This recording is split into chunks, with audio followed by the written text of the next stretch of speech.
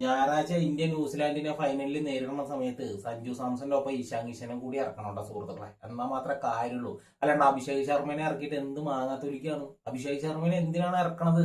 അഭിഷേക് ശർമ്മനെ കയറ്റി എടുത്തിട്ട് പകരം റിങ്കു സിംഗിനെ ഇറക്കിക്കോ, ഒരു കുഴപ്പമില്ല. അഭിഷേക് ശർമ്മ എന്ന് പറഞ്ഞാൽ അത്ര ഫ്ലോപ്പാണ്. അഭിഷേക് ശർമ്മയ്ക്ക് സ്പിന്നറിനെ അടിക്കാൻ പറ്റണില്ല. അത്രയും മാത്രം ഫോം ഔട്ടാണ് അഭിഷേക് ശർമ്മ. എന്തിനാണ് വീണ്ടും വീണ്ടും വീണ്ടും ഈ സൂര്യകുമാർ യാദവ് ഈ അതും പറഞ്ഞ മെറ്റയിൽ കിടക്കണ അട്ടാനും പിടിച്ചിട്ട് ചുട്ടിട്ടിരിക്കണ മാതിരി ഇങ്ങനെ ഇട്ടിരിക്കണ ആവശ്യം എന്താ? എന്താ അതിന്റെ ആവശ്യം? അതിന് പിടിച്ച് പുറത്താക്ക്. അഭിഷേക് ശർമ്മനെ മാറ്റിയിട്ട് റിങ്കു സിംഗിനെ ഇറക്കുക. അല്ലാതെ വേറെ പ്ലെയേഴ്സിനെ ഇപ്പൊ ഇറക്കാനുള്ള പ്ലെയേഴ്സുകൾ ഇല്ല. കുറെ ബോളർമാരുണ്ട് ഇന്ത്യയിൽ. അതായത് ഇന്ത്യൻ ഈ പ്ലെയിങ് ലെവലിലുണ്ട്. പക്ഷെ ആരെ പിടിച്ചിട്ട് ഇറക്കും? നല്ലൊരു ബോളർ ഇറക്കുന്നുണ്ട്, സിറാജ്. സിറാജിനെ ഇറക്കണില്ല. അതേപോലെ കുൽദീപ് യാദവും നല്ലൊരു സ്പിന്നറാണ്. എന്തുകൊണ്ട് കുൽദീപിനെ ഇറക്കണില്ല?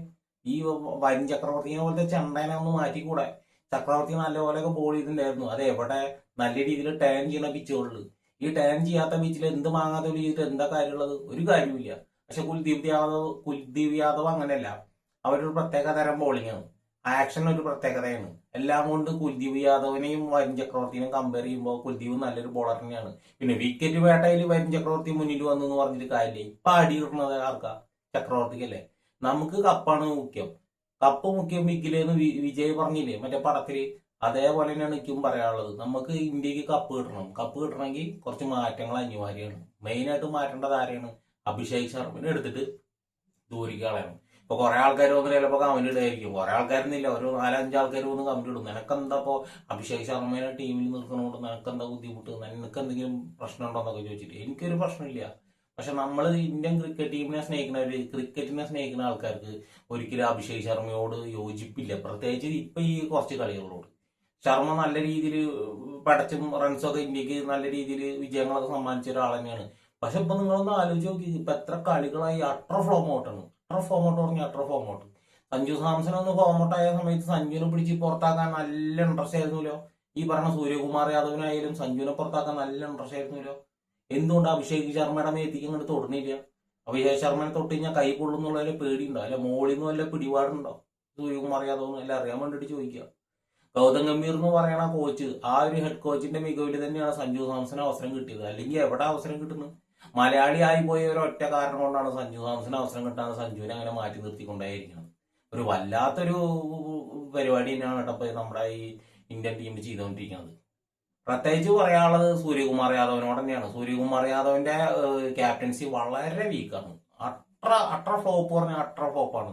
253-57 റൺസ് എന്ന് പറഞ്ഞ വലിയൊരു സ്കോർ നേടിയിട്ട് അതൊന്ന് പിടിച്ചു നിർത്താനുള്ള ഒരു കഴിവ് ഈ ക്യാപ്റ്റൻ ഇല്ല എന്ന് പറഞ്ഞാൽ എന്ത് വാങ്ങാത്തൊലി എന്നാ പറയാ?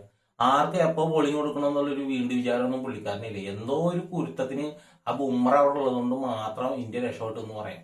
സഞ്ജു സാംസന്റെ 89 റൺസ് 41 ബോളിൽ. അത്രയും നല്ലൊരു സ്കോർ സഞ്ജു സാംസൺ എടുത്തിട്ട് എന്തുണ്ടായി? നമ്മൾ ജയിച്ചത് എത്ര റൺസിനാണ്? 7 റൺസിനാണ്. എന്തോ ഒരു കുരുത്തം കൊണ്ട് മാത്രമല്ലേ സുഹൃത്തുക്കളെ അവരാ ഒരു വിജയത്തിന് തെന്നിമാറിപ്പോയത്. നമ്മുടെ ഭാഗ്യം, നമ്മുടെ സമയം നല്ല സമയം കൊണ്ട് മാത്രം 7 റൺസിന് ജയിച്ചു. അല്ലെങ്കിൽ മൂഞ്ചി പോയി ഉണ്ടാവും. അല്ലെങ്കിൽ നിങ്ങളൊന്ന് ആലോചിച്ച് നോക്കിയത്, ഈ പറഞ്ഞ സൂര്യകുമാർ യാദവനെ ഏത് രീതിയിലുള്ള പൊങ്കാല ഇടുക? ഇത്രയും വലിയൊരു സ്കോർ ഇന്ത്യ നേടിയിട്ട് തോൽക്കുക എന്നുള്ള അവസ്ഥ ആലോചിക്കുക നിങ്ങൾ.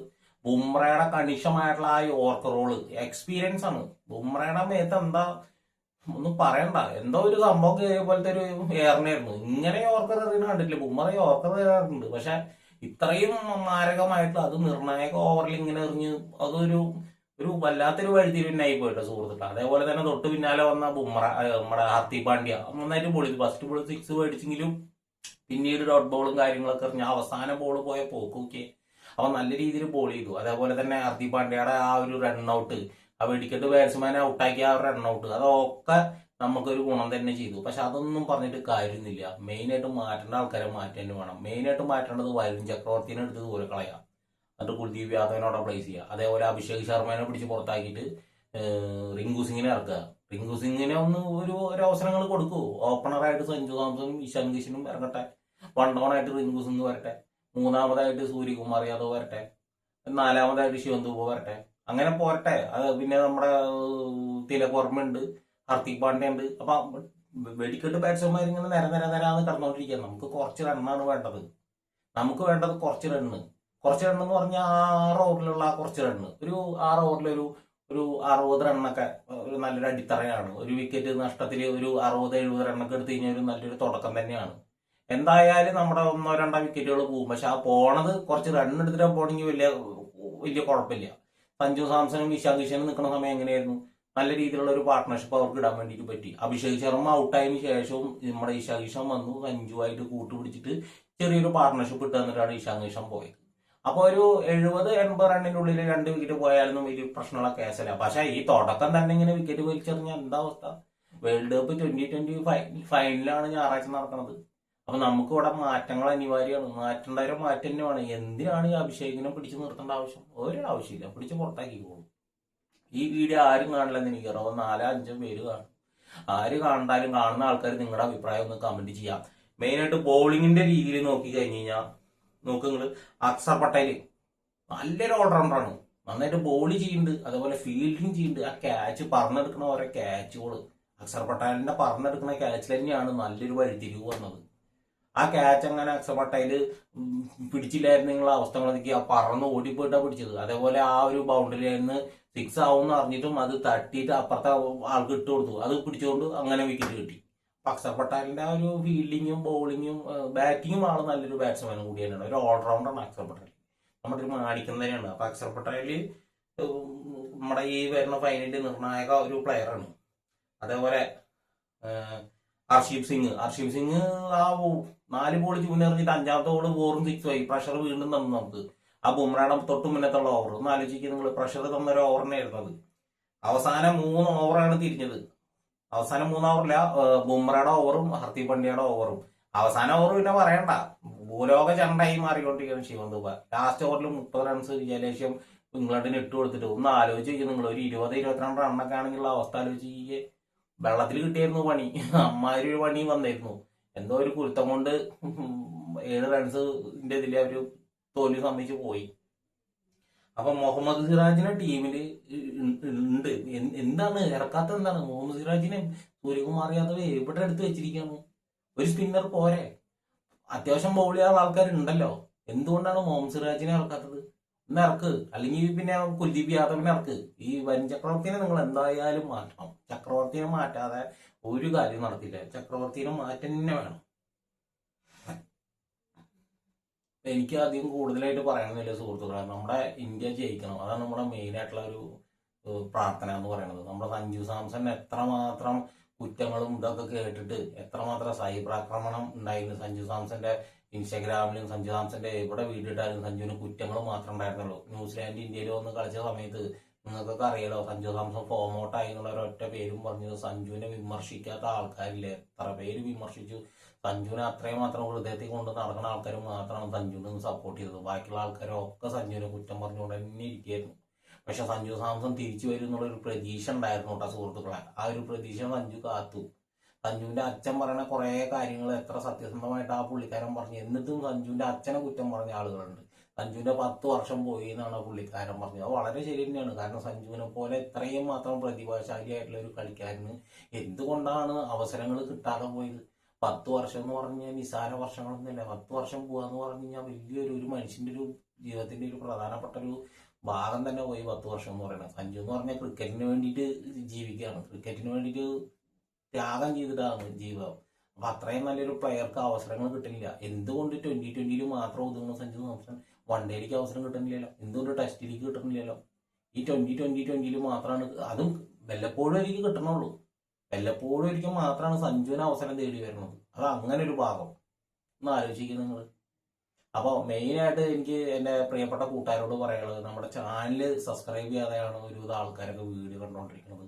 അപ്പം എല്ലാവരും ഒന്ന് സബ്സ്ക്രൈബും ചെയ്ത് ഒന്ന് ലൈക്കും അടിച്ച് വീഡിയോ ഒക്കെ ഒന്ന് ഷെയർ ഒക്കെ ചെയ്യാം. നമ്മളിത് കട്ടിങ്ങും കുന്തമൊന്നും ഇല്ലാണ്ട് നേരെ അങ്ങോട്ട് പോസ്റ്റ് ചെയ്യണം. നിങ്ങളുടെ അഭിപ്രായം എന്താണെന്ന് വെച്ച് കഴിഞ്ഞാൽ ഈ വീഡിയോയുടെ അടിയിൽ ഒന്ന് കമൻറ്റ് ചെയ്യാം. ഓക്കെ, അപ്പോൾ പുതിയൊരു വീഡിയോ ആയിട്ട് നമുക്ക് വരട്ടെ സുഹൃത്തുക്കളെ. നമ്മുടെ ഇന്ത്യ ജയിക്കണം. ന്യൂസിലാൻഡിനെ നമുക്ക് ഒരിക്കലും എഴുതി തള്ളാൻ പറ്റില്ല. അത്ര സ്ട്രോങ് ടീമാണ് ന്യൂസിലാൻഡ്. സഞ്ജു സാംസന് ന്യൂസിലാൻഡിനെതിരെ ബാറ്റിംഗ് ആവറേജ് പറഞ്ഞ ഇത്തിരി പ്രശ്നം തന്നെയാണ്. ഈ 5 മത്സരം നിങ്ങൾ എടുത്തു നോക്കി കഴിഞ്ഞാൽ അറിയാലോ. അപ്പൊ സഞ്ജുവിനെ വീഴ്ത്താനുള്ള എല്ലാ പൂട്ടും പൂട്ടിയിട്ടാവും അവരിനി വരിക ഞായറാഴ്ച. പക്ഷെ സഞ്ജു അവരെ പൂട്ടാനുള്ള പൂട്ട് സഞ്ജു ഇപ്പൊ തന്നെ എടുത്തു വെച്ചിട്ടുണ്ടാവും. ആക്രമിച്ച് കളിക്കണ്ട. നമ്മുടെ ഇപ്പൊ ഉള്ള ശൈലി ഉണ്ടല്ലോ, ക്ലാസിക്, ആ ക്ലാസ് കളി അങ്ങോട്ട് കളിച്ചങ്ങോട്ട് മുന്നോട്ട് പോയാൽ മതി. ക്ലാസ് കളി കളിക്കുമ്പോൾ തന്നെ ഓട്ടോമാറ്റിക്കായിട്ട് ഡേഞ്ചർ ഷോട്ടുകളും വരും. അല്ലാതെ വന്ന വശം തന്നെ വലിച്ചു വാരി അടിച്ച് വിക്കറ്റ് കുന്തൊക്കെ എടുത്ത് കളഞ്ഞിട്ട് കാര്യമൊന്നുമില്ല. പതുക്കെ കളിച്ചു പോവുക, പതുക്കെ കളിച്ചു പോവുക. അതിൻ്റെ ഒപ്പം തന്നെ റണ്ണും കയറ്റുക. ഒരു ഓവറിൽ ഫസ്റ്റൊക്കെ വന്നിട്ട് ഒരു ഫസ്റ്റ് പവർ പ്ലേ എന്ന് പറയുന്നത് 6 ഓവറിൻ്റെ ഉള്ളിൽ ഒരു 10-55-60 എടുത്താൽ തന്നെ നല്ലൊരു തുടക്കമായി. വിക്കറ്റ് കളയാതിരുന്നാൽ മതി. ഫസ്റ്റ് 10 ഓവറിൽ ഒരു 100-110 റണ്ണൊക്കെ ഉണ്ടെങ്കിൽ നല്ല സ്കോറാവും. പിന്നെ വരുന്ന ബാറ്റ്സ്മാൻമാർക്ക് കണ്ണും പൂട്ടി അടിച്ചാൽ മതി, വിക്കറ്റ് കയ്യിലിരിക്കുകയാണ്. അല്ലാതെ ഇത് വന്നു കണ്ണും പൂട്ടി അടിച്ചു വിക്കറ്റ് കളഞ്ഞു അങ്ങനെ കളിച്ചിട്ട് ഒരു കാര്യമില്ല. അഭിഷേക് ശർമ്മ അതാണ് ചെയ്തുകൊണ്ടിരിക്കുന്നത്, കണ്ണും പൂട്ടി അടിക്കുക. ആ സ്പിന്നറിനെ 2 4 അടിച്ചു, ഒന്ന് ഒതുങ്ങിക്കൂടെ? അത് ടേൺ ചെയ്ത വരുന്ന ബോൾ ഓഫ് സൈഡിക്ക് വെക്കാണ്ട് ലെഗ് സൈഡിക്ക് വെച്ചു. എവിടെ പൊന്തി അവിടെ പൊങ്ങി. ബാറ്റ് പൊസിഷൻ അനുസരിച്ച് ബോൾ വരുന്ന പൊസിഷൻ അനുസരിച്ച് കളിക്കണം. ഇവന്മാര് കിടന്ന് വേർക്കണല്ലോ, സ്പിന്നിനെ കളിക്കാൻ യുവന്മാര് കയറുന്നു വേർക്കുന്നുണ്ടല്ലോ. എന്തുകൊണ്ട് സഞ്ജു വേർക്കുന്നില്ല? എന്തുകൊണ്ട് സഞ്ജു വേർക്കുന്നില്ല? സഞ്ജുവിന് കളി അറിയാം. സഞ്ജുവിന് ഓഫ് സ്പിന്നറെ നന്നായിട്ട് കളിക്കാൻ അറിയാം. മഹേന്ദ്ര സിംഗ് ധോണി ഓഫ് സ്പിന്നറെ നല്ല കിണ്ണം കാഴ്ചയായിട്ട് കളിക്കും. നിങ്ങൾ എത്ര പേര് കളി കണ്ടിട്ടുണ്ടോ എന്ന് എനിക്കറിയില്ല. ഇന്ത്യ വെസ്റ്റ് ഇൻഡീസ് ടെസ്റ്റ് മത്സരത്തിൽ ധോണി അടിച്ച 6 കണക്കില്ല. ബ്രെയിൻ ലാറ വരച്ചിട്ടുണ്ട്. ഞാനൊക്കെ ഇരുന്ന് ലൈവ് കളി കണ്ടിരിക്കും. ഞാനൊരു ധോണി ഭ്രാന്തനായിരുന്നു. എനിക്ക് ആദ്യം ഭ്രാന്ത് എന്ന് പറഞ്ഞു കഴിഞ്ഞാൽ സേവാഗിനോട് ഭ്രാന്തായിരുന്നു. നമ്മുടെ ഈ പട്ടബാറ്റിലൊക്കെ ബ്രിട്ടാനിയെന്ന് ചെയ്തു. പിന്നെയാണ് നമ്മുടെ ധോണിയിലേക്ക് അങ്ങോട്ട് മാറിയത്. നമ്മൾ മുടിയൊക്കെ നന്നായിട്ട് വളർത്തിണ്ടായിരുന്നു. ഞാനും ധോണിയുടെ പോലത്തെ ശൈലിയിൽ ബാറ്റ് ചെയ്യുന്ന ഒരു പ്ലെയറിനെയാണുള്ള സുഹൃത്തുക്കൾ. ഞാൻ 12 ബോൾ 50 ഒക്കെ അടിച്ചിട്ടുണ്ട്. സ്വയം പൊങ്ങിയായിട്ട് എക്സ്പെർട്ട് പറയണതല്ല. നമ്മളതായ രീതിയിൽ നമ്മൾ കളിച്ചിട്ട് ഇപ്പോഴും ക്രിക്കറ്റ് കളിച്ചുകൊണ്ട് തന്നെ ഇരിക്കുന്നത്. സ്റ്റിച്ച് ബോൾ അല്ലെങ്കിലും ടെന്നീസ് ബോളും സോഫ്റ്റ് ബോളൊക്കെ നമ്മൾ കളിക്കുന്നുണ്ട്. നമുക്ക് ക്രിക്കറ്റ് പറഞ്ഞാൽ പ്രാന്ത് തന്നെയാണ്. അപ്പോൾ നമ്മുടെ ഒരു അഭിപ്രായം കൂടി പറയാൻ വേണ്ടിയിട്ടാണ് നമ്മൾ ഈ ഒരു ചാനൽ തുടങ്ങിയത്. അപ്പോൾ എൻ്റെ പൊന്നാര കൂട്ടുകാരൊന്ന് ലൈക്ക് അടിച്ചും സബ്സ്ക്രൈബ് ചെയ്ത് സപ്പോർട്ട് ചെയ്യുക. ഞാൻ എൻ്റെതായ ഓപ്പൺ മൈൻഡിലാണ് സംസാരിക്കുന്ന ഒരു വ്യക്തിയാണ് കേട്ടോ. അപ്പോൾ ഞാൻ പറഞ്ഞു വരുന്നത്, അന്ന് ധോണി വെസ്റ്റ് ഇൻഡീസിനെതിരെ ടെസ്റ്റിൽ അവിടെ കളിച്ചത്, അത് വെസ്റ്റ് ഇൻഡീസിൽ പോയിട്ട് കളിച്ച കളിയിൽ അടിച്ച് ഉണ്ടയാക്കി എറിയുന്ന ബോൾ മുഴുവനും സിക്സ് എന്ന് പറഞ്ഞാൽ 100-130 മീറ്റർ ലോങ് 6 ആണ് പോയിക്കൊണ്ടിരിക്കുന്നത്. ബ്രെയിനിലേറെ വിറച്ചു തുടങ്ങി. ആ സമയത്താണെങ്കിൽ ബൗണ്ടറി ലൈനിൽ നിന്ന് ഒരു ക്യാച്ചാ പിടിച്ചു. ആ ക്യാച്ച് പിടിച്ച സമയത്തുണ്ടല്ലോ നമ്മുടെ ഔട്ട് പിടിച്ചു. പക്ഷെ റീപ്ലേയിൽ നോക്കുമ്പോൾ അതിന് ഔട്ടാ. പക്ഷെ സമ്മതിക്കില്ല, ബ്രെയിൻലാർ സമ്മതിക്കില്ല. ബ്രെയിൻലാറെ ഔട്ടാണ്, കയറി എന്നൊക്കെ പറഞ്ഞ് ലാസ്റ്റ് ഭയങ്കര സീനായി. അമ്പയർ പറഞ്ഞ് ഔട്ടായിരുന്നു. പക്ഷെ ഇങ്ങൊരു സമ്മതിക്കില്ല. ലാസ്റ്റ് ദ്രാവിഡ് അവിടുന്ന് പറഞ്ഞു ഡിക്ലെയർ പോകണം പറഞ്ഞു. അങ്ങനെയാണ് ബ്രെയിൻലാർ ഒന്ന് തണുത്തത്. ധോണി അങ്ങാവതിരി അടിച്ചിട്ടുണ്ട്. അന്നും നല്ല നല്ല സ്പിന്നർമാരുണ്ടായിരുന്നു. അന്നത്തെ കളികളിലൊക്കെ എന്ന് പറഞ്ഞില്ലേ, നല്ല നല്ല സ്പിന്നറിനെ നേരിടാനുള്ള ബാറ്റ്സ്മാൻമാര് നമ്മുടെ ഇന്ത്യൻ ടീമിലുണ്ടായിരുന്നു. സച്ചിൻ, സെവാഗ്, ധോണി, VVS ലക്ഷ്മൺ, ദ്രാവിഡ്, ഗാംഗുലി, ഇങ്ങനെ കിടക്കാം, മുഹമ്മദ് കൈഫ്, അങ്ങനെ നിരന്തരം നല്ല നല്ല പ്ലെയേഴ്സുകളുണ്ടായിരുന്നു നമ്മുടെ ഇന്ത്യൻ ടീമിൽ. നല്ല നല്ല സ്പിന്നിന് കളിക്കുന്ന ആൾക്കാരുണ്ടായിരുന്നു. ഇപ്പൊ ഈ IPL ഇതൊക്കെ വന്നതോടുകൂടിയാണ് ഇമാതിരിയുള്ള ഈ സ്പിന്നിനെ കളിക്കാൻ പറ്റാത്ത പ്ലെയേഴ്സുകൾ വന്നിരിക്കുന്നത്. അഭിഷേക് ശർമ്മയുടെ പോലെ. ഇപ്പോഴും ഇന്ത്യൻ ക്രിക്കറ്റ് ടീമിൽ പരിശോധിച്ച് നോക്കി കഴിഞ്ഞാൽ സ്പിന്നിനെ കളിക്കുന്ന ബാറ്റ്സ്മാൻമാർ വളരെ ചുരുക്കം മാത്രമേ ഉള്ളൂ. വിരാട് കോഹ്ലി സ്പിന്നിന് അടിപൊളിയായിട്ട് കളിക്കും. എന്നാൽ രോഹിത് ശർമ്മ നന്നായിട്ട് സ്പിന്നിനെ കളിക്കുമെന്ന് വെച്ച് കഴിഞ്ഞാൽ അപകടകാരിയായിട്ടുള്ള രീതിയിൽ ആക്രമിച്ച് കളിക്കും. ഡിഫെൻഡ് ചെയ്ത് കളിക്കാൻ രോഹിത് ശർമ്മയ്ക്ക് ഇത്തിരി പാടാണ്. എന്നാൽ വിരാട് കോഹ്ലി അങ്ങനെയല്ല, നല്ല ബെസ്റ്റായിട്ട് കളിക്കും. അതേപോലെ തന്നെ സഞ്ജു സാംസൺ ഓഫ് സ്പിന്നറിന് സൂപ്പറായിട്ട് കളിക്കുന്നുണ്ട്. ഒരു പ്രഷറും ഇല്ലാണ്ട് പുള്ളിക്കാരൻ ഫോറടിക്കുക. ഇതൊന്നും അഭിഷേക് ശർമ്മയ്ക്ക് പറ്റില്ല. അഭിഷേക് ശർമ്മ ഈ കാടൻ കളി കളിക്കുന്ന ആളാണ്. ഫസ്റ്റത്തെ പവർ പ്ലേ 6 ഓവറിൽ മാക്സിമം റണ്ണടിച്ച് കാട്ടി ഇയാൾ നോക്കും.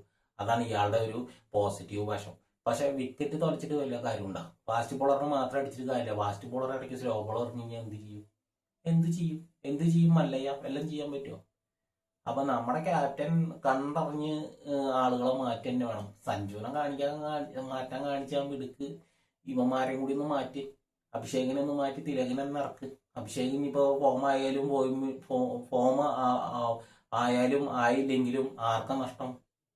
ഫോം ആയി കഴിഞ്ഞാൽ അഭിഷേകിന് കൊള്ളാം. ഫോം ആയില്ലെങ്കിൽ നമ്മുടെ ഇന്ത്യക്കാണ് നഷ്ടം. കാരണം അവസരങ്ങൾ കുറേ ആയി വന്നുകൊണ്ടിരിക്കും. അവസരങ്ങളൊന്നും കൃത്യസമയത്ത് ഉപയോഗിക്കണില്ല. കണ്ണടച്ച് വിക്കറ്റ് തുറച്ചിട്ട് പോരാണ്. ആ റിങ്കു സിംഗിന്റെ അച്ഛൻ മരിച്ചിട്ടും പുള്ളിക്കാരൻ എന്താ പറയാ, ടീമിനൊപ്പം ചേർന്ന് ജീവൻ കളഞ്ഞിട്ടുള്ള ഫീൽഡിംഗ് ആണ് പുള്ളി ചെയ്തുകൊണ്ടിരിക്കുന്നത്. ആ പുള്ളിക്ക് ഒരു അവസരം കൊടുത്തു. ഞാൻ റിങ്കു സിംഗിനെ വിമർശിച്ചിട്ടുള്ള ഒരാളൊക്കെയാണ്. റിങ്കു സിംഗിനെ മാറ്റിയിട്ട് സഞ്ജുവിനെ ഇറക്കിക്കൂടെ എന്നൊക്കെ നമ്മൾ പറയുന്നത്. കാരണം സഞ്ജു അത്രയും പ്രതിഭാശാലിയായിട്ടുള്ള ഒരു പ്ലെയറാണ്, ബെഞ്ചിലിരിക്കുന്ന ഒരാളല്ല. അതുകൊണ്ട് പറഞ്ഞതാ. പറയാനാണെങ്കിൽ കുറെ ഉണ്ട് സുഹൃത്തുക്കളെ. ഞാൻ ഈ വീഡിയോ കട്ട് ചെയ്തിട്ട് ആഡും ഗീടും സൗണ്ടും ഫോട്ടോ ഒന്നും വെക്കണമെന്നില്ല. നമ്മൾ നാച്ചുറലായിട്ട് റിവ്യൂ പറയുന്ന ഒരാളാണ്. അപ്പോൾ വീഡിയോ ഇഷ്ടമായിട്ടുണ്ടെങ്കിൽ ഈ വീഡിയോ മുഴുവനായിട്ട് ആരും കാണില്ല. കാരണം 15 മിനിറ്റ് കൊണ്ടുള്ള വീഡിയോ. ഈ വീഡിയോ മുഴുവൻ കണ്ടവർ ആരെങ്കിലും ഉണ്ടെങ്കിൽ ഒന്ന് കമൻറ്റ് ചെയ്യും.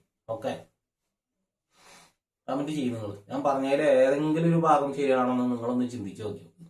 കാരണം അങ്ങനത്തെ ഒരു രീതിയിലാണ് ഇപ്പോൾ പോയിക്കൊണ്ടിരിക്കുന്നത്. നമുക്ക് ജയിക്കണമെങ്കിൽ ടീമിലെ അഴിച്ചുപണി അനിവാര്യ ഘടകമാണ്. അഴിച്ചുപണി നടക്കന്നെ വേണം. നടന്നില്ലെങ്കിൽ പണി പാളും. ഈ അഭിഷേക് ശർമ്മേനെയും ചക്രവർത്തിനെ നിലനിർത്തിയിട്ടാണ് ന്യൂസിലാൻഡിനെതിരെ പ്ലേയിങ് 11 ഇറക്കാൻ തീരുമാനിച്ചിട്ടുണ്ടെങ്കിൽ പണി കിട്ടും. അഭിഷേക് കണ്ണും പൂട്ടി വിക്കറ്റ് കളഞ്ഞിട്ട് വരും. അതേപോലെ തന്നെ പിന്നീട് വരുന്ന ബാറ്റ്സ്മാർക്ക് അത് പ്രഷറാവും. ചക്രവർത്തി ആണെങ്കിൽ എങ്ങനെ എറിയണമെന്ന് ഒരു പിടുത്തല്ലോ. ഒരു ബാറ്റ്സ്മാൻ ഒരു 4 or 6 അടിച്ചു കഴിഞ്ഞാൽ കഴിഞ്ഞു. പിന്നെ കൈയും കാലും വറക്കിലായി.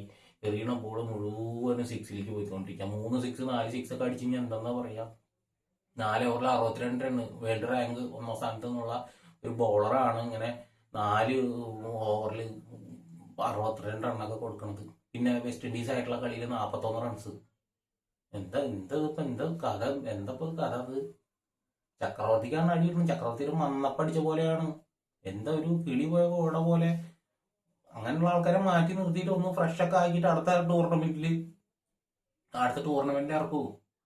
വേൾഡ് കപ്പ് പോലത്തെ മത്സരത്തിൽ, പ്രത്യേകിച്ച് ഫൈനൽ മത്സരത്തിലൊന്നും ഇത്രയും പ്രഷറും ഇത്രയും ഫോമൗട്ടായ പ്രത്യേകിച്ച് ഒരു സ്പിന്നർ ഇറക്കരുത്. സ്പിന്നർ എന്ന് പറയുന്നത് ഇത്രയും റിസ്കി ബോളറാണ്. ടേൺ ചെയ്യിപ്പിച്ച് കറക്റ്റ് ലെങ്ത്തിൽ പിച്ച് ചെയ്യണം. ടേൺ ഇല്ലാത്ത പിച്ചാണെങ്കിൽ പറയും വേണ്ട. അപ്പൊ അവിടെ അതിനനുസരിച്ച് പന്തെറിയണം. ഇത് എറിയണ ബോള് മുഴുവൻ ഷോർട്ട് പിച്ച്. ബാറ്റ്സ്മാൻമാരാണെങ്കിൽ ഇപ്പൊ കണക്ക് കൂട്ടിയിരിക്കുകയാണ് വരും ചക്രവർത്തിനെ എങ്ങനെ ആക്രമിക്കാന്നുള്ളത്. ഇപ്പൊ നടന്നുള്ള ബാറ്റ്സ്മാൻമാരുടെ അടിയിൽ ഇനി വരുന്ന ബാറ്റ്സ്മാൻമാർക്ക് മനസ്സിലാവും. ന്യൂസിലാൻഡായിട്ടുള്ള കളിയിൽ ന്യൂസിലാൻഡ് ബാറ്റ്സ്മാൻമാർക്ക് ഇപ്പൊ തന്നെ വരും ചക്രവർത്തിനെ എങ്ങനെ ആക്രമിച്ച് കളിക്കണമെന്ന് ഏകദേശം ഒരു ഇത് കിട്ടിയിട്ടുണ്ടാവും, ഒരു ധാരണ കിട്ടിയിട്ടുണ്ടാവും. കണ്ണും പൂട്ടി അടിക്കുക, വരും ചക്രവർത്തിനെ കണ്ണും പൂട്ടി അടിക്കുക. അങ്ങനെ അടിച്ചു കഴിഞ്ഞ് കഴിഞ്ഞാൽ ഒന്നും നോക്കണ്ട, ഓക്കെ ആണെന്നുള്ളൊരു ധാരണ അവർക്ക് വന്നിട്ടുണ്ടാവും. അങ്ങനെ അടിച്ചു കഴിഞ്ഞ് കഴിഞ്ഞാൽ ഒരെണ്ണം ബൗണ്ടറി ലൈൻ കടന്നാൽ മതി, ഒരു 6 പോയാൽ മതി, ചക്രവർത്തി കുറച്ചു. പിന്നെ എറിയണത് മുഴുവനും തെക്ക് പടിഞ്ഞാറ് വടക്ക് കിഴക്ക് കുറഞ്ഞ വരെ എവിടേക്ക് എറിയണമെന്നൊരു പിടുത്തല്ലാതെ. എന്നും പറഞ്ഞാൽ നമ്മുടെ പഴയ ചക്രവർത്തി അല്ല ഇപ്പൊ എറിയണത്. ചക്രവർത്തിയിൽ ഭയങ്കര മാറ്റം വന്നിരിക്കുന്നു. ലൈൻ കിട്ടണില്ല, ലെങ്ത് കിട്ടണില്ല, ടൈം കിട്ടണില്ല. ഒരു വല്ലാത്തൊരു എന്താ പറയാ, ഒരു ഇതില്ല, സുഖമില്ല. ആളുടെ ഒരു ബോഡി ലാംഗ്വേജിൽ തന്നെ ഒരു പോസിറ്റീവ് ഇല്ല. അങ്ങനെയുള്ള ആളെ കയറ്റി ഇരുത്തുക. അഭിഷേക് ശർമ്മനെ മാറ്റി 2 എണ്ണത്തിനെ തെറിപ്പിച്ചിട്ട് ബാക്കി ആരെ ഇറക്കുക എന്ന് പറഞ്ഞു കഴിഞ്ഞാൽ കുൽദീപ് യാദവിനെ ഇറക്കുക, അല്ലെങ്കിൽ സിറാജിനെ ഇറക്കാൻ സാധ്യത വളരെ കുറവായിരിക്കും. എന്താന്ന് വെച്ച് കഴിഞ്ഞാൽ ഒരു സ്പെഷ്യലിസ്റ്റ് സ്പിന്നർ വേണമല്ലോ. അതുകൊണ്ട് കുൽദീപിനെ ഇറക്കാൻ സാധ്യത വളരെ കൂടുതലാണ്. എന്തായാലും ഇന്ത്യയിൽ നടക്കുന്നതായതുകൊണ്ട് ഫൈനൽ പോലത്തെ മത്സരത്തിൽ സ്പിന്നിന് അനുകൂലമായിട്ടുള്ള പിച്ച് പണിയോ എന്ന് ചോദിച്ചു കഴിഞ്ഞാൽ സംശയമാണ്. സ്പിന്നിന് അനുകൂലമായിട്ടുള്ള ചെറിയൊരു പിച്ചും കൂടി സ്പിന്നിന് അനുകൂലമായിട്ടുള്ള പിച്ചാവാനാണ് സാധ്യത. കാരണം മുംബൈ വാങ്കഡ സ്റ്റേഡിയത്തിൽ ഇപ്പം നടന്ന ഈ മത്സരത്തിൽ റൺ ഒഴുകണ ഒരു പിച്ചായിരുന്നു. ബോളർമാർക്ക് ഒരു അനുകൂലം ഉണ്ടായിരുന്നില്ല. ഫുൾ ലെങ്ത് ഓർക്കർ കണ്ണിങ് ബോൾ എറിയുന്നവർക്ക് മാത്രമേ കാര്യമുണ്ടായിരുന്നു. അത് ബുംറയെ പോലെ ഒരു ബോളറിലെ മിടുക്ക് അവിടെ കാണുകയും ചെയ്തു. അതേപോലത്തെ മിടുക്ക് ബോളർ സിറാജ് ഓർക്കറൊക്കെ എറിയും. എന്തെങ്കിലും ആവട്ടെ, എന്തായാലും ഈ 2 എണ്ണത്തിനെ പിടിച്ച് പുറത്താക്കുക, അത് സംശയമില്ലാത്ത കാര്യം. ഇനി അവസരങ്ങളുണ്ടല്ലോ, ഫോം ആവാൻ സമയങ്ങൾ കിടക്കല്ലേ. വരുൺ ചക്രവർത്തിയൊക്കെ നല്ലൊരു ബോളറൊക്കെ തന്നെയാണ്. പക്ഷെ ഫോമൗട്ടായാൽ മാറ്റുക. നമുക്ക് കപ്പാണ് മുഖ്യം. കളി തോറ്റ് ഇങ്ങനെ ഇരുന്ന് ഗ്രൗണ്ടിൽ ഇരുന്ന് കുത്തിയിരുന്ന് കരഞ്ഞ് അയ്യോ പോയേ പറഞ്ഞിരുന്നിട്ട് കാര്യമില്ല. നമുക്ക് കളി ജയിക്കുക, കപ്പ് പൊക്കുക. എത്ര ആളുകൾ കുറ്റം പറയുന്നുണ്ടെന്ന് അറിയോ? ഇന്ത്യ ഒരിക്കലും കപ്പെടുക്കില്ല, ചരിത്രം ആവർത്തിക്കില്ല എന്നാണ് പറയണത്. ഒരിക്കൽ കപ്പെടുത്ത ടീം ഒരിക്കലും പിന്നീട് കപ്പെടുക്കില്ല എന്നാണ് പറയണത്. അതിന്റെ ഒരു ലക്ഷണമാണ് ഇപ്പൊ ഈ 7 റൺസിന്റെ ഇതിൽ മിസ്സായി പോയിട്ടുള്ളത്. പക്ഷെ ആ ഇന്ത്യ പുറത്തായിട്ട് അവിടുന്ന് കയറി വന്ന ഒരു ടീമാണ്. കാരണം ദക്ഷിണാഫ്രിക്കയ്ക്കെതിരെ ആ 10-70 റൺസിന്റെ തോൽവി തോറ്റപ്പോൾ തന്നെ നല്ല രീതിയിൽ പ്രഷർ ആയിട്ടുണ്ടായിരുന്നു. പിന്നീട് സിംബാബ്വേക്കെതിരെയും വെസ്റ്റ് ഇൻഡീസിനെതിരെയും ജയിച്ചിട്ടാണ് ഇതിപ്പോ ഇന്ത്യ ഇംഗ്ലണ്ടിനെ അടിച്ചിട്ടിട്ട് ഫൈനലിലേക്ക് എത്തിയിരിക്കുന്നത്. അപ്പൊ ന്യൂസിലാൻഡ് എന്ന് പറയുന്ന ടീം ശ്രീലങ്ക അവിടെ പാകിസ്ഥാനെ അലക്കിക്കൊണ്ട് ന്യൂസിലാൻഡ് കയറിപ്പോയി. അതേപോലെ തന്നെയാണെന്ന് വെച്ച് കഴിഞ്ഞാൽ അതേപോലെയാണ് ഇന്ത്യ എന്നും പറയാം. കാരണം ഇന്ത്യ വെസ്റ്റ് ഇൻഡീസ് ആയിട്ടുള്ള മത്സരത്തിൽ പൊട്ടുകയാണെങ്കിൽ വെസ്റ്റ് ഇൻഡീസ് കയറിയിട്ടുണ്ടാവും. നെറ്റ് റൺ റേറ്റിൽ അത്രയും താഴെയാണ് കിടക്കുന്നത്. ഇത് എങ്ങനെയാണ് ഈ നെറ്റ് റൺ റേറ്റ് എന്ന് പറയുന്നത് താഴോട്ട് വരുന്നത്? ഇതെങ്ങനെയാണ് ഈ വരുന്നത്? ഈ ക്യാപ്റ്റന്റെ പോലത്തെ ആൾക്കാർ, ഈ സൂര്യകുമാർ പോലെയുള്ള ക്യാപ്റ്റന്മാര് ചൂവില്ലാത്തതുകൊണ്ടാണ്. നല്ല രീതിയിൽ ജയിക്കേണ്ട മത്സരമാണ്. സിംബാബ്വെ ആയിട്ടുള്ള മത്സരത്തിൽ നല്ല രീതിയിൽ ജയിക്കായിരുന്നു. അവിടെയും ഈ ചണ്ടി ബോളർക്ക് വീണ്ടും ഈ ശിവൻ ദൂബയ്ക്ക് അടി കൊണ്ടോണ്ടിരിക്കുമ്പോൾ വീണ്ടും ബോളിംഗ് കൊടുത്തോണ്ടിരിക്കുക. എന്തത്? ഇതെന്താ വെള്ളരിക്ക പൊട്ടണം. അടി കിട്ടുന്ന ബോളർക്ക് വീണ്ടും വീണ്ടും ബോളിങ് കൊടുത്തോണ്ട് നിന്നിട്ട് എത്രയും നല്ല രീതിയിലുള്ള ജയം ജയിക്കാനല്ലേ നമ്മളൊക്കെ നോക്കുക അല്ലേ. നമ്മൾ സാധാരണ ഇപ്പോൾ ഒരു പാടത്തും പറമ്പിലും കളിക്കുകയാണെങ്കിൽ നമ്മൾ വൻ മാർജിനിൽ ജയിക്കാനാണ് നോക്കുക അല്ലെ. നമുക്കുള്ളൊരു സ്പിരിറ്റ് കൂടി ഈ സൂര്യകുമാർ യാദവിന് കാണുന്നില്ലല്ലോ.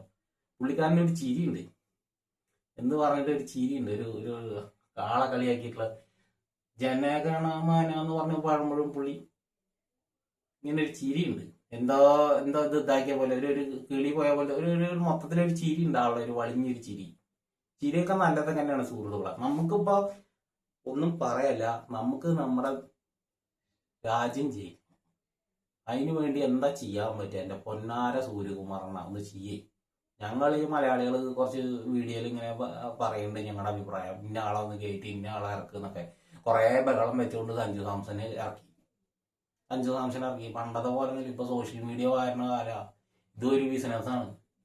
ഈ IPL ഇന്ത്യൻ ക്രിക്കറ്റ് ടീം എന്ന് പറഞ്ഞപ്പോ മൊത്തത്തിൽ ഇപ്പൊ പൊളിറ്റിക്സും ബിസിനസ്സും എല്ലാം കൂടി കലർന്നിട്ടുള്ള ഒരു കളിയാണ് ഇപ്പൊ നടന്നുകൊണ്ടിരിക്കുന്നത്. ഇപ്പൊ പൊളിറ്റിക്സ്, പണം ഉണ്ടാക്കുക, ആഡ് ഉണ്ടാക്കുക, പരസ്യം ഉണ്ടാക്കുക, എല്ലാം കൂടിയിട്ടുള്ള എന്തൊക്കെ തന്നെ ആണെങ്കിലും നമ്മുടെ രാജ്യം ആണല്ലോ ഫൈനലിൽ നേരിടാൻ പോണത് ന്യൂസിലാൻഡിനെ. അപ്പൊ നമ്മൾ ജയിക്കണമെങ്കിൽ നല്ല ടീമിനെ ഇറക്കണം. നല്ല ടീമിനെ ഇറക്കണമെങ്കിൽ ക്യാപ്റ്റൻ വിചാരിക്കണം ടീം അംഗങ്ങളിൽ ആരെയൊക്കെ ഇറക്കണം എന്നുള്ളത്. കോച്ച് വിചാരിക്കണം. ഇനിയിപ്പോൾ അഭിഷേക് ശർമ്മനെ തന്നെ ഇറക്കുള്ളൂ എന്നുള്ള വാശിയും പിടിച്ചിട്ട് സൂര്യകുമാർ യാദവ് ഇരിക്കണേ നമുക്കൊന്നും ചെയ്യാൻ പറ്റുന്നില്ല. നമുക്ക് ചെയ്യാൻ പറ്റില്ല തോന്നുന്നത്. അപ്പോൾ ഓക്കെ, ഞാൻ പോവാണ് കേട്ടോ. ഈ വീഡിയോ ആരും കാണുന്നില്ല, ഞാൻ എൻ്റെ ഒരു ഒപ്പീനിയൻ പറഞ്ഞതാ. കാല് വേന എടുക്കണം, കുറേ നേരം ഇരിക്കണം. പുതിയൊരു വീഡിയോയിൽ വരാം. ഓക്കെ, ആരെങ്കിലും വീഡിയോ മുഴുവനായിട്ട് കണ്ടവരുണ്ടെങ്കിൽ എപ്പോഴും പറയണു ഒന്ന് കമൻറ്റ് ഇട്ടേക്ക്. ആ വ്യക്തിനെ ഒന്ന് കാണാൻ വേണ്ടിയിട്ടതാ. ഞാൻ കണ്ടുട്ടാന്ന് പറഞ്ഞിട്ട് ഒരു കമൻറ്റ് ഇടാൻ പറ്റുമോ? 22 മിനിറ്റായി കാണുന്നില്ല.